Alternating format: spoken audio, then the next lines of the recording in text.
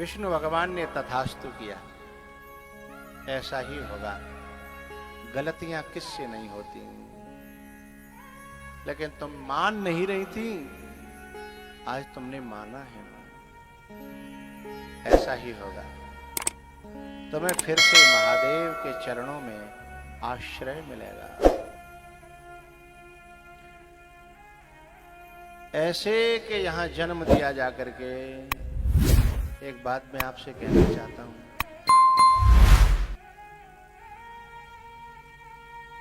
हमारा अपने जन्म पर अधिकार नहीं है कि हम कहां जन्म लेंगे, हमें कहां कौन सा देश मिलेगा, कौन माँ बाप मिलेंगे, कौन भाई बहन मिलेंगे, इस पर अधिकार नहीं है। लेकिन भगवान से यदि प्रार्थना होती रहे मन ही मन, और अब तक जो ठाकुर जी ने दिया था उसका आभार बना रहे, तो हमारे हाथ में तो नहीं है। मैं हूं संसार के हाथों में, पर संसार तुम्हारे हाथों में है?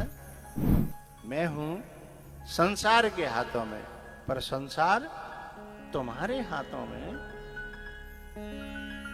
इसलिए भोले बाबा ने हिमाचल के यहां जन्म दे दिया, विष्णु भगवान ने हिमाचल के यहां जन्म दे दिया।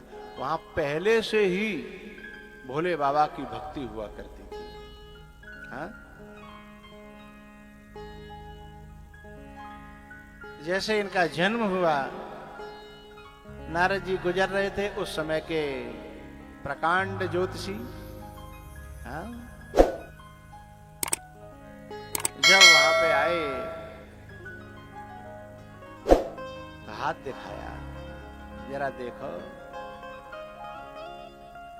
कहु सुता के दोष गुण। बाबा कन्या हुई है, इसके दोष और गुण बताओ। इन्होंने पूछे तो दोष और गुण थे, लेकिन नारद जी ने गुण और दोष बताए। इन्होंने पूछे दोष और गुण, लेकिन उन्होंने बताए गुण और दोष। इसमें अंतर है। जो चीज ज्यादा होगी वो पहले गिनी जाएगी, और जो कम होगी वो बाद में। लेकिन नारद जी जो है ना, विश्व मोहिनी के स्वयंवर में भी गए थे। वहां पे उस शील निधि राजा ने कहा कि इसके गुण और दोष बताओ, गुण और दोष बताओ। लेकिन वहां पे नारद जी दोष तो भूल ही गए, बस गुण ही गुण, गुण ही गुण, गुण ही गुण दिखाई दे रहे। हाँ? और इतने विमूढ़ हो गए, कैसे लिखा था ये था।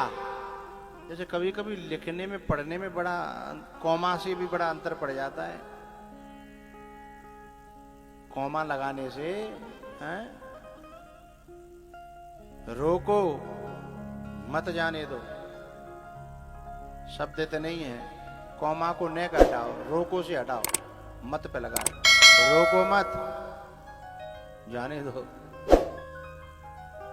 रोको मत जाने दो, रोको मत जाने दो। अब लिखा तो ये था कि इसको वही बरेगा विश्व मोहिनी को जो अजर और अमर होगा। लेकिन नारद जी पढ़ रहे हैं, इसको जो बर लेगा वो अजर और अमर हो जाएगा। है? भोले बाबा ने जब पार्वती जी के जब नारद जी ने जब वो देखे, तो उन्होंने बताया कि अरे साहब ये तो जगत जननी है, ये वो सब बता कर गए। बोले अब कुछ दोष तो बताओ। बोले दोष ये है कि इनको जो वर मिलेगा वो बड़ो बेकार है, बड़ो बेकार।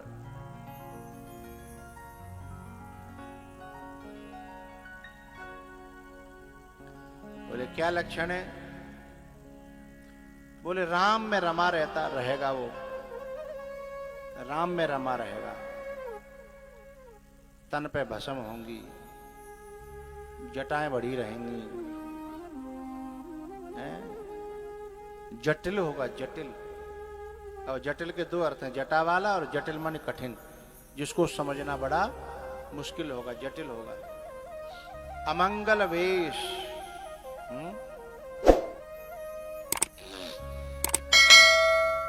अच्छा एक बात बताऊं, इन सब लक्षणों को नारद जी बुरा मानते हैं क्या? नहीं।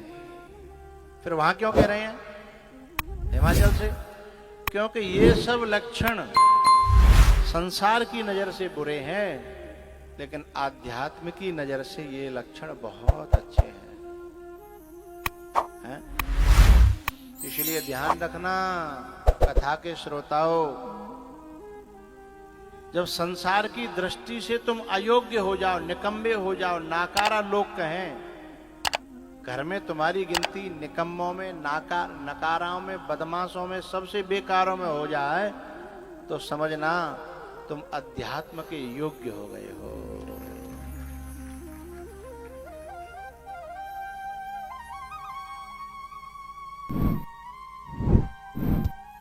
और संसार की दृष्टि में तुम बड़े होशियार, बड़े चालाक, बड़े चतुर, बड़े योग्य, बड़े इंटेलिजेंट हो जाओ, तो समझना तुम अध्यात्म के बिल्कुल अयोग्य हो गए हो।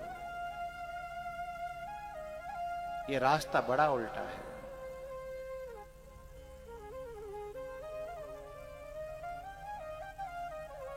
जिन घरों में पत्नी हो, बच्चे हो, बेटी हो, बेटा हो, बाप हो, मां हो, जो संसार की दृष्टि से ठीक नहीं है,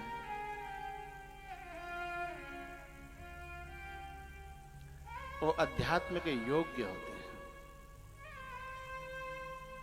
हैं।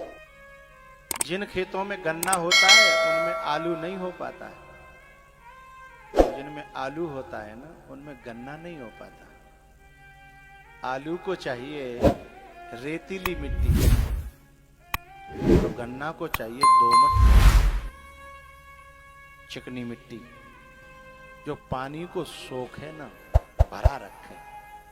और आलू को चाहिए बस नेक पानी लगे और सूख जाए, आलू को भीतर ही भीतर फूलने का मौका लग जाए। हाँ? जहां आलू होता है वहां गन्ना नहीं होता, जहां गन्ना होता है वहां आलू नहीं होता। ऐसे ही जो भूमि अध्यात्म के लिए बहुत योग्य है, वो संसार के लिए अयोग्य होती है, और जो संसार के बहुत योग्य होती है वो अध्यात्म के लिए अयोग्य होती है। एक बच्चा था, घर में सब नकारा कहते थे उसे, पढ़ने में बहुत ठस बुद्धि।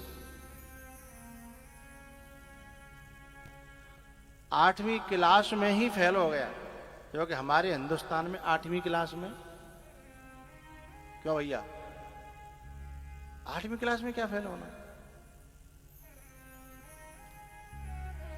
अब घर में हो तो की कोई इज्जत रही नहीं।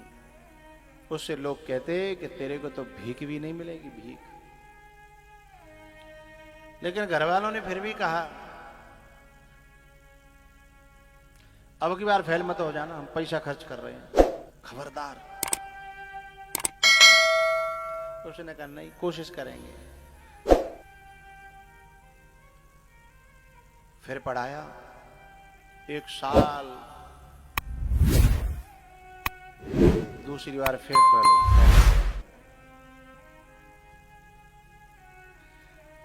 अब घर में और गांव में और अड़ोस में पड़ोस में कोई इज्जत रही होगी।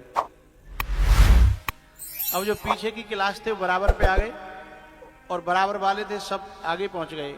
अब क्लास में अकेला ऊंट जैसा बैठे हो गए, खुद में कितनी बेइज्जती फील होगी, हैं? लेकिन घर वाले फिर भी सोचते हैं कैसे यूं करके जाके नैया पार रह जाए, लग जाए तो लग जाए। उन्होंने तीसरी साल फिर बिठा दिया। अच्छा, वो करता क्या था, घर वाले तो पढ़ने के लिए भेजते गणित और विज्ञान और फलाना ढिकाना, वो क्लास में बैठा बैठा भी सुंदरकांड का पाठ करता रहता, रामायण की चौपाई गाता रहता, कभी कभी तो कॉपी में भी वही।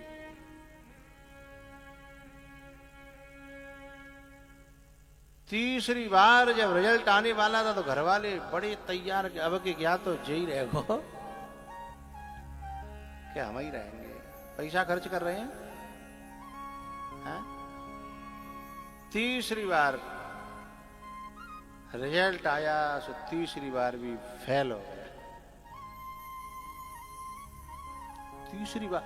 और उसमें नहीं, हाई स्कूल में नहीं, इंटर में नहीं, कौन सी क्लास में? 8वीं में। घर वालों ने कहा या तो तू रामायण ही पढ़ ले या पढ़ाई कर ले, दोनों में से एक काम कर, तू काय हमारे ऊपर वो ऐसा वैसा।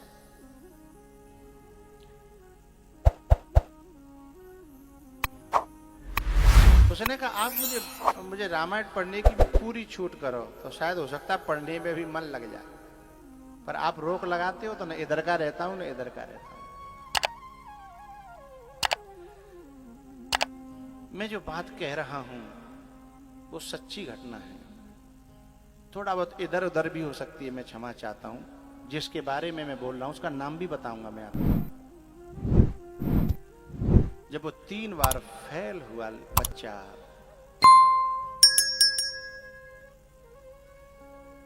उसके बाद संसार के सर्वथा अयोग्य हो गया, लोगों में उसका मजाक होता, क्योंकि जैसे पीछे की क्लास वाले बच्चे आते जाते हैं ना, और हम अपने बराबर वाले आगे चलते चले, 3 क्लास आगे निकल गए बराबर वाले, भैया भाई यही जई टेबल पे बैठे हैं, इसी आसन पे बैठे हैं। कल्पना करो बेइज्जती की, क्योंकि वो संसार के अयोग्य था, लेकिन अध्यात्म वो इतना योग्य था। घर वालों ने कहा चल तू रामायण खूब जिक के पढ़ा कर। घर वाले कोई भक्ति पूजा पाठ के लिए मना नहीं करते, घर वाले संस्कार डालते हैं, पर जब पढ़ाई न करे बालक तो फिर रोकने की कोशिश करते हैं। उसके घर में ठाकुर जी का मंदिर भी था, राम जी का दरबार भी था। उनके जो बाबा थे वो बहुत प्यार से रामायण सुनाते भी थे, पढ़ाते भी थे। फिर उसने थोड़ी थोड़ी पढ़ाई भी की, लेकिन पढ़ाई में बहुत योग्यता हासिल नहीं हुई, जैसे तैसे पढ़ाई करी, लेकिन 3 बार 8वीं में फेल होने के बाद जब वो अध्यात्म में प्रवेश किया, वह व्यक्ति इतना ऊंचा बना कि अपने जिले में नहीं, अपनी तहसील में नहीं, अपने प्रदेश में नहीं, अपने देश में नहीं, पूरे विश्व में लोग जानने लगे उसे। उनका नाम पड़ा पूज्य मुरारी बापू।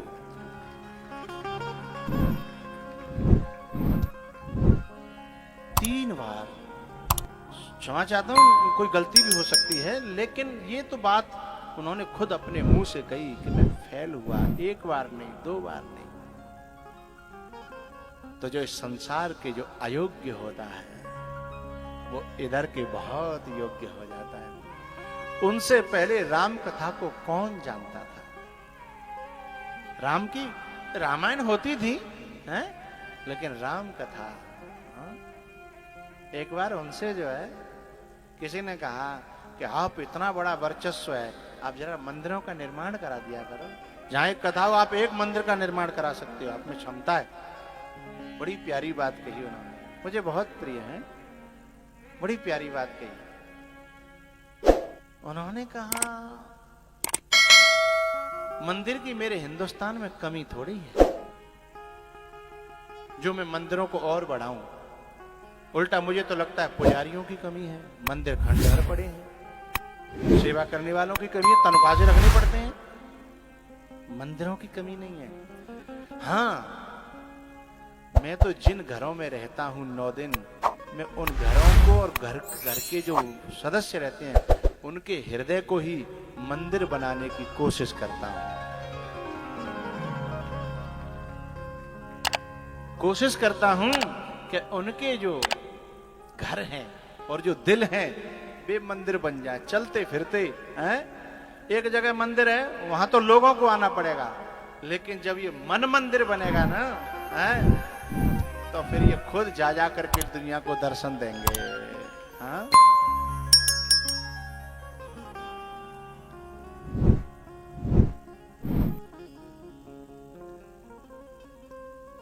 तो मैं आपसे कहना चाहता हूं, जब तुम्हें घर के परिवार के आसपास के लोग तुम्हें निकम्मा कहें, नाकारा कहें, तुम्हें अयोग्य कहें, पागल कहें, बेवकूफ कहें, बेकार कहें, खुश होइएगा। ये प्रमाण पत्र है मेरी इस मार्ग की योग्यता का। है? इस मार्ग की, अध्यात्म मार्ग की योग्यता का प्रमाण पत्र है ये। जब तक भगत की होय न हासि, तब तक भगति होय न। भाई दुनिया में सबसे योग्य व्यक्ति कौन है?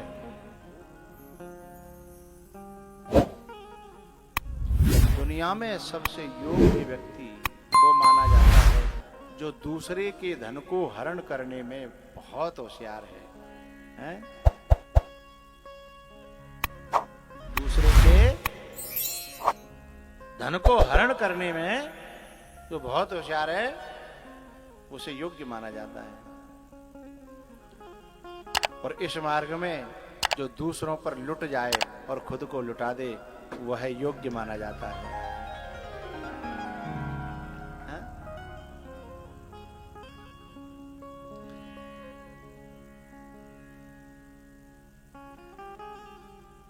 नारद जी की नजर में जो वर के लक्षण है ना, वो गलत नहीं है, पर नारद जी संसार की दृष्टि से बता रहे हैं कि इसको जो वर मिलेगा वो संसार की दृष्टि से बड़ा अयोग्य होगा। पार्वती मन ही मन बड़ी खुश हो रही। क्यों? बोले मुझे तो वही चाहिए जो संसार के अयोग्य हो और अध्यात्म के सर्वथा योग्य हो। मुझे तो वही चाहिए, क्योंकि पहले मांग के आई हूं। मैं आपको एक बात और यहां कहना चाहता हूं, जिन्हें बुद्ध पुरुषों की सन्निधि मिल जाती है, सेवा मिल जाती है, सानिध्य मिल जाता है, संग मिल जाता है, वो इस अंतर को बहुत अच्छी तरह समझने और जानने लगते हैं। कितना फॉलो कर पा रहे हैं वो अलग बात है, लेकिन समझने लगते हैं, जानने लगते हैं। नहीं तो यहां पार्वती जी दुख के मारे आत्महत्या कर लेती कि पहले जन्म में मरे मरा के आई हैं और दोबारा फिर वैसे कोई मिलेगा तो मर जाती। लेकिन जो इस अंतर को समझ लेता है, हाँ?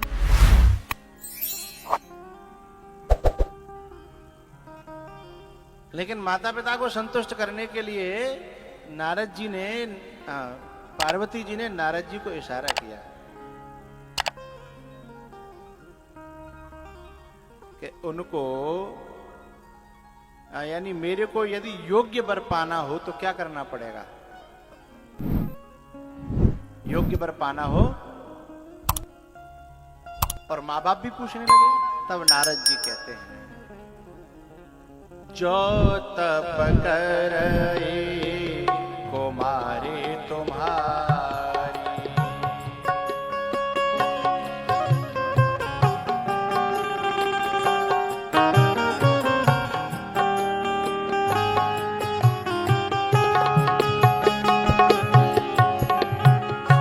जो तप करे कुमारी तुम्हारी, भावियों शकहि त्रिपुरारी, भावियों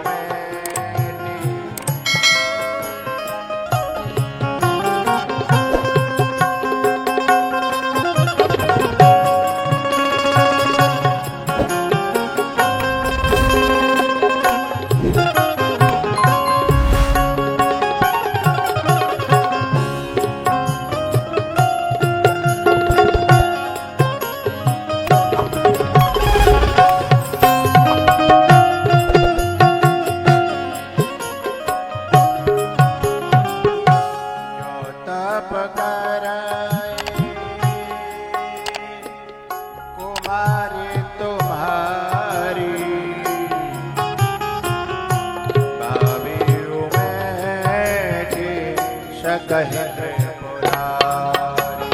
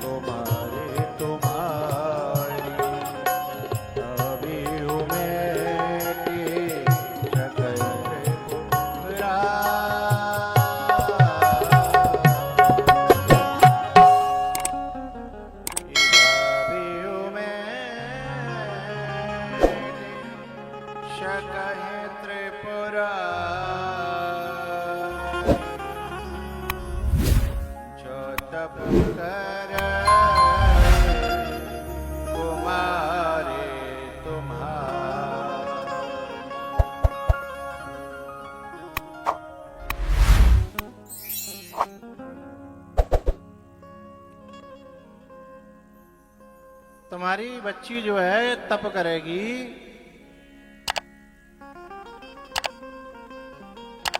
तो महादेव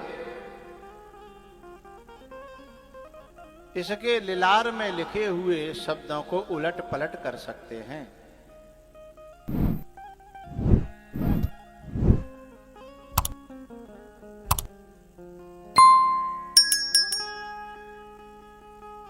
एक दिन क्या हुआ,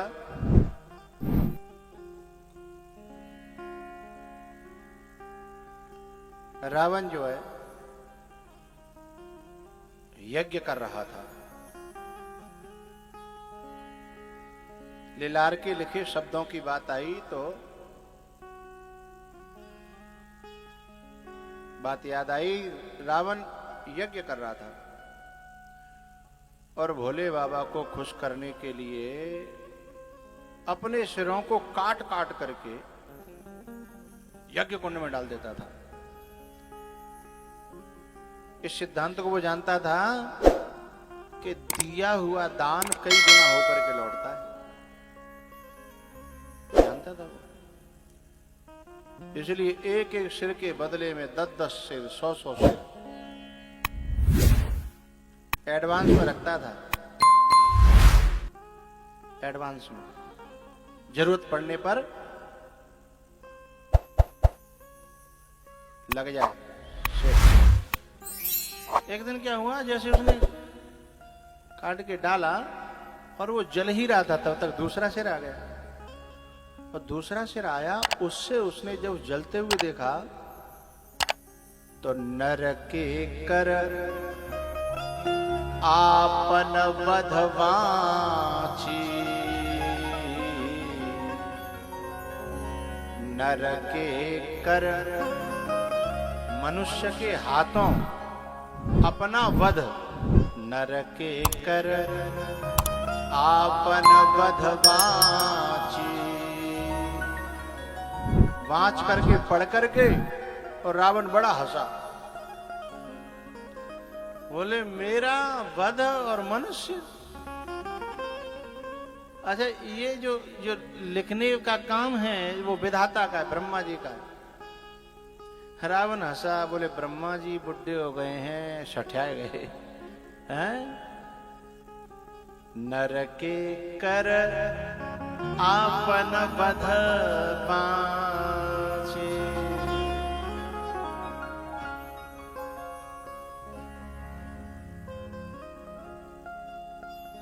बड़ा हंसा, बड़ा हंसा।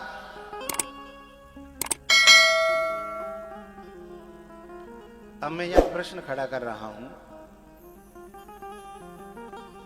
कि जब भोले बाबा उसे सिर दे सकते हैं दूसरा, तो क्या उसके लिखे लिलार के शब्दों को इधर उधर नहीं कर सकते थे, मिट नहीं सकते थे?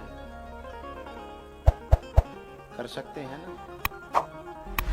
लेकिन वो करवावे को राजी हो तब तो है। कर भाई बेकू हैं? इसलिए भोले बाबा ने न जाने कितनों के प्रारब्ध को इधर से उधर कर दिया, लेकिन रावण का नहीं कर पाए। क्यों नहीं कर पाए? उसका कारण है भाई, अपने रेडियो को सुधरवाने के लिए मैकेनिक के हाथ में देना पड़ेगा, और वो अंजर पंजर खोल करके देखेगा, उसमें फिर जो गड़बड़ी उन्हें ठीक करेगा।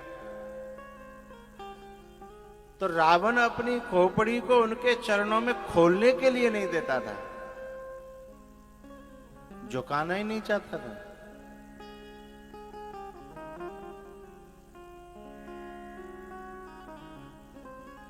तो फिर वो कैसे बदले? शिष्य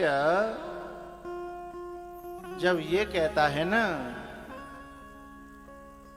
कि मेरा दिल, मेरा दिमाग, मेरा जीवन आपको समर्पित है, उधेड़ो, खोलो, बुनो, जो करो, और मैं सपोर्ट करूंगा, तो गुरु प्रारब्ध के उन शब्दों को इधर से उधर कर भी सकता है। क्यों कर सकता है, कैसे कर सकता है? छोटी सी एक बात बताना चाहता हूं। प्रारब्ध है क्या? हमारे अंदर जो संस्कार हैं वो इच्छा बनते हैं। संस्कार इच्छा बनते हैं। पहले इच्छा से भी पहले संकल्प विकल्प होता है। संस्कार पहले संकल्प और विकल्प होता है, फिर वो वासना बनता है, फिर वो इच्छा बनता है। फिर जो इच्छा बनता है तो इच्छा धीमे धीमे जब पकती है तब क्रिया में बदलती है। बात समझ में आ रही? यहां तक पहले संकल्प उठा कि हम जब के थोड़े से लायक होंगे तो क्वालिश लेंगे, भले ही पुरानी ले लें। हम क्वालिश लेंगे, भले ही पुरानी ले लें। पहले संकल्प उठा, फिर सोचने लगे कि भाई नहीं नहीं, इतना सामर्थ्य हमें नहीं हो पाएगी, तो रहने दो, चलो। लेकिन बार बार उठा तो इच्छा पैदा हो गई, लेंगे। अब ये इच्छा पकेगी, फिर काय में बदलेगी? क्रिया में। फिर वो क्रिया में बदलेगी। क्रिया में जब बदलेगी तो फिर क्रिया में बदल करके फिर एक नई इच्छा पैदा होगी। फिर जब क्वालिश लगी और लगी कि जो तो ज्यादा खटारा सी है, पहली इच्छा तो पूरी है गई, पर अब लगने लगी कि अब के लेंगे तो नहीं लेंगे, चाहे भले ही छोटी लेंगे तो भी 7 सीटर नहीं लेंगे, 5 ले लेंगे, लेकिन अब थोड़ी कंडीशन अच्छी लगेगी। तो वासना, इच्छा, संकल्प विकल्प छोड़ो, वासना, इच्छा और क्रिया, क्रिया से फिर वासना, इच्छा और क्रिया, यही प्रारब्ध का स्वरूप है। हमारे जीवन में जो घट रहा है, पहले वासना थी, फिर वो इच्छा बनी, फिर वो क्रिया बनी है? तो जो भीतर से जो वासना और इच्छा बनती है, वहां पर ही जो काटना जानता है, काटना। बीच में हमारे जो क्वालिश की इच्छा पैदा हुई, दूसरे ने आकर के कुछ और बदल दी उसे, तो जहां इधर जा रहे थे हम इधर जाने लगे ना, दिशा बदल गई ना। वो दिशा बदलने से जीवन की दशा बदल जाती है। ये दशा ही तो प्रारब्ध है। ये दशा प्रारब्ध है। तो प्रारब्ध हमारे विचार के बदलने से प्रारब्ध बदल जाता है। क्योंकि प्रारब्ध बना कैसे है? पहले विचार, इच्छा, वासना थी, इच्छा बनी, क्रिया बनी। क्रिया में जो कर्म भये, क्रिया में जो कर्म भये, उन्हीं से प्रारब्ध बना है ना। तो अब हमारी इच्छा बदलेगी, वासना से इच्छा, इच्छा बदलेगी, क्रिया बदलेगी, क्रिया से जो कर्म बनेगा वो विपरीत कर देगा, हम रास्ता बदल जाएगा।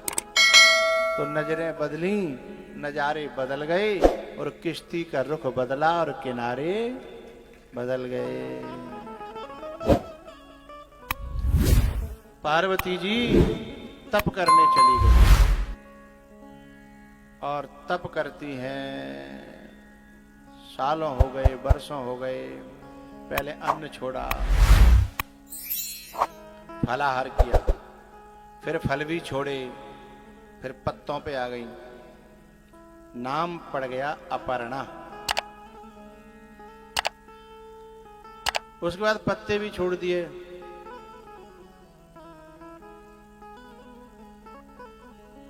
इतना हठ योग किया, आखिर में भोले बाबा ने देखा कि इतनी परिपक्वता है, इतना दृढ़ निश्चय है, तो उनको भेजा सप्तऋषियों को परीक्षा लेने के लिए कि जाओ परीक्षा लेके आओ। परीक्षा लेने के लिए जब उन गए तो ऋषियों ने जो जो बातें कही उनका सटीक बड़ा समुचित उत्तर दिया। और पार्वती जी ने एक बात कही कि तुम जो पहले आए होते तो मैं तुम्हारी बात पर विचार करती, लेकिन अब विचार के लिए कोई गुंजाइश है ही नहीं। मेरे दिल और दिमाग में शिव बस गया है, उसे निकालना मेरे बस की बात है ही नहीं। बोले मर जाओगी? क्या दिक्कत है, मर जाएंगे तो फिर जन्म लेंगे, फिर तपस्या करेंगे। बोले फिर मर जाओगी? बोले फिर मर जाएंगे तो दिक्कत क्या है, परेशानी क्या है, फिर जन्म लेंगे, फिर तपस्या करेंगे। बोले कब तक? बोले तुम कहो तब तक। बोले 1000 जन्म ले लेगी? बोले ना, 1 करोड़। सोई जो है सप्तऋषि गिर पड़े, बोले जाते जीते वो। गदाईपुरा में एक बार चोरी हुई। चोर जो है भागन लगे। जब चोर भागन लगे तो किवाड़ ने खटक गई। सुबह घर में एक बालक बड़ा जो है दमदार और रेसर। सो चोर जो है पैसा लेके भाग रहे। सो चोर भी बड़े रेसर थे, दौड़ने वाले थे। उन्होंने कहा लौट जा लौट जा, हमको आज तक कोई नहीं पकड़ पाया। बा जमाने की बात, जब ये वाहन फान नहीं थे, पैदल ही पकड़ना हो तो अब की बात अलग है। चारों तरफ से गाड़ियां रौंदी जाए और पकड़ लिया जाए, नहीं। बोले भाग जा तो जैसे बहुत देखे, हमको कोई नहीं पकड़ पाया। बोले क्यों? उनकी रेस चल रही है, बराबर बराबर बात होती जा रही है। पीछे देख के दौड़ रहा है चोर, बहुत दौड़ने वाला था। उसने कहा कितना दौड़ लेते हो? 2 किलोमीटर, 4 किलोमीटर, 6 किलोमीटर। बोले 10 किलोमीटर दौड़ता हूं। 10 किलो चोर कहता है। चोर ने जब कहा कि 10 किलोमीटर दौड़ लेता हूं तो उसके चेहरे पे कोई शिकन नहीं थी। चोर ने फिर पूछा क्यों, तुझे डर नहीं लगा 10 किलोमीटर सुन के? बोले नहीं। बोले तू कितना दौड़ लेता? चोर कहता है तू कितना दौड़ लेता है? बोले मैंने किलोमीटर कभी गिने नहीं है, पर तू भाग, कहूं तो गंगा जमुना पड़ेगी, मैं उतना दौड़ लेता हूं। सोई चोर गिर पड़े। बोले गंगा जमुना तक की बात कर रहा है ये, है? तो वहीं के वहीं गिर पड़े। तो सप्तऋषि तो कह रहे कि 1000 जन्म ले लेगी? 1000 कोटि जन्म, कोटि जन्म लगे रगर हमारी। सोई पावन में गिर पड़े। बोले क्षमा करना, हम तो 1000 तक ही सोच रहे, तुम करोड़ों की बात करती हो। पार्वती कहती है मैंने सौदा नहीं किया, घाटा और फायदा सौदे वाले लोग देखते हैं। मैंने तो जीवन दिया है, मैंने दिल दिया है। फिर यहां फायदा और घाटा कहां से आया? है? फायदा लोग व्यापारी देखते हैं, मुनाफा होगा तो सौदा करेंगे, नहीं होगा तो नहीं करेंगे। लेकिन मैंने व्यापार नहीं किया है, मैंने सौदा नहीं किया है।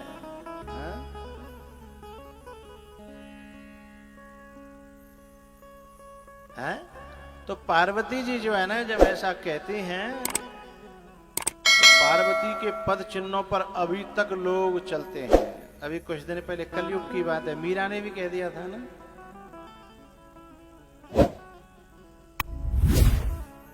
ऐसे वर को कहा वरूं जो जन्मे और मर जाए। हैं?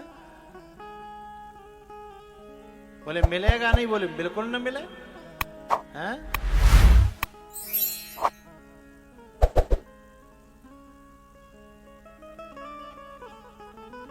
तो पंक्ति गाते हैं ना हम,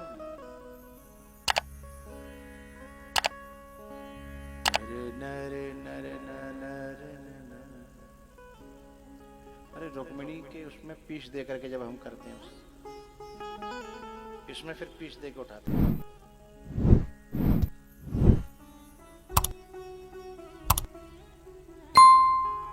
इस भजन में फिर हम पीस देते हैं, फिर पीस को ही भजन बना के।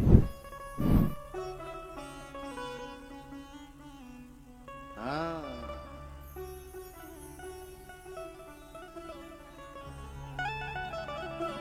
बनाओ।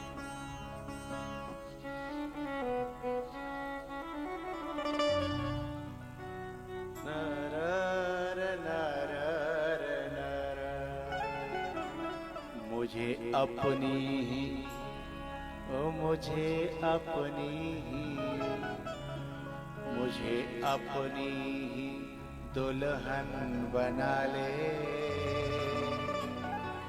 शीरो शीरो गाऊं के नाचबे को सो गाऊं? शीरो शीरो, हाँ तो ठीक है, थोड़ा सा चलता लेंगे। ओ मुझे अपनी ही दुल्हन बना ले, श्याम तेरी दीवानी हुई मैं।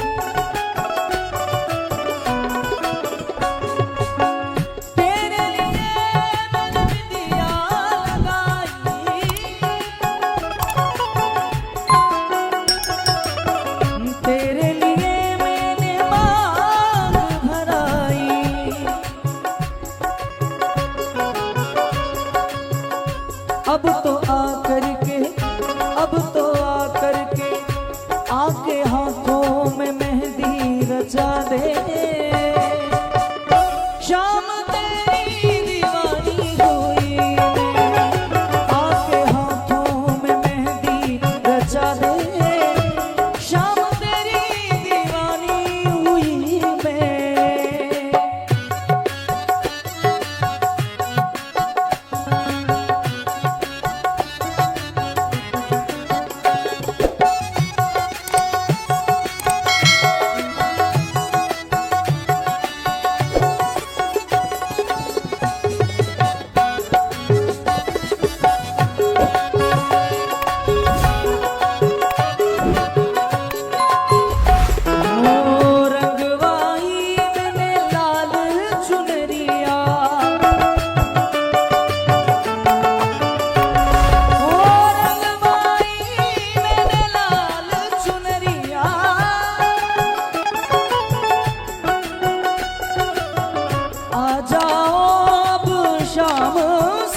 दिया, आके अपने ही हाथों उड़ा दे। शाम तेरी दीवानी हुई, आके अपने ही हाथों उड़ा दे। शाम तेरी दीवानी हुई मैं।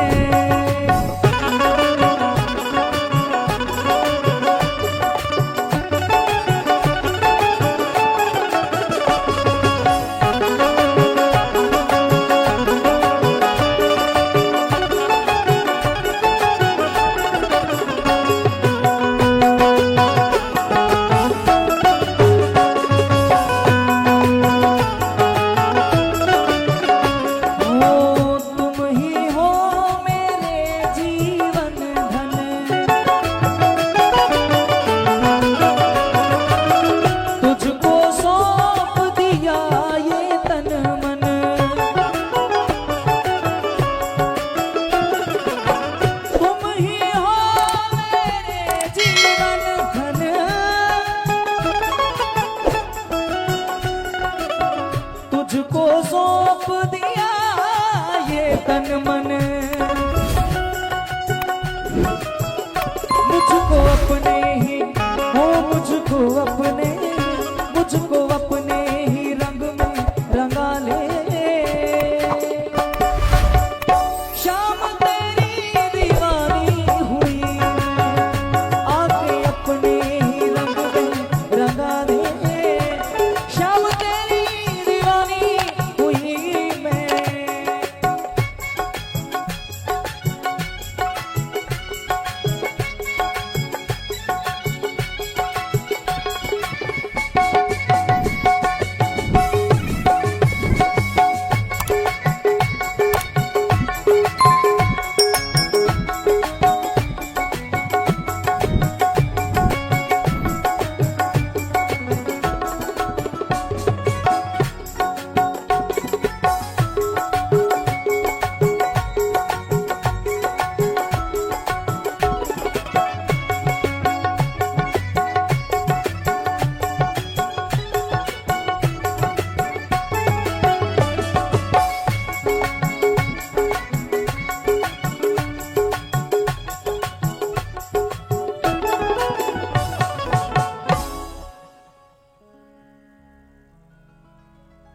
मुझको अपनी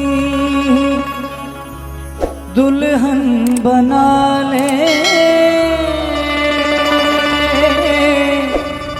हो मुझको अपनी दुल्हन बना ले। शाम तेरी दीवानी हुई मैं। शाम तेरी दीवानी हुई, मुझको अपनी ही दुल्हन बना ले। श्याम तेरी दीवानी हुई, श्याम तेरी दीवानी।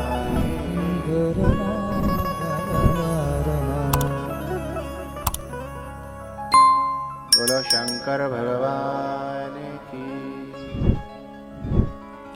अब पानी पत्ता पी ले।